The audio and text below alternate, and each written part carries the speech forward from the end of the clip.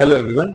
आज मैं आपको एक चीज बताऊंगा जिसमें जो सोशल मीडिया पे वायरल हो रही है, बहुत लोग वीडियोस देखते हैं। मैनुअल फिजियोथेरेपिस्ट, कायरोप्रैक्टर जॉइंट्स को, स्पाइन को रिलीज करते हैं, पॉप साउंड आता है, सेल्फ स्ट्रेचेस दिखाते हैं कि ऐसे करेंगे, ये करेंगे और पॉप साउंड वो रिलीज हो जाएगा। तो ये pop sound is not necessary और एकदम से रिलीज नहीं होता है। एक एग्जांपल दिखा रहा हूँ आपको। पेशेंट है, इनको सर्वाइकल इशू है, लोअर बैक इशू है, रूटीन पेशेंट है। सर्वाइकल के रिलीज करके दिखाता हूँ, माइक लगाता हूँ इनके पास।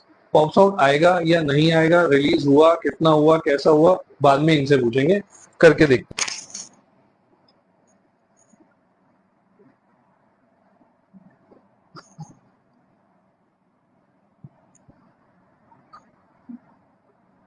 पूछते हैं इनसे।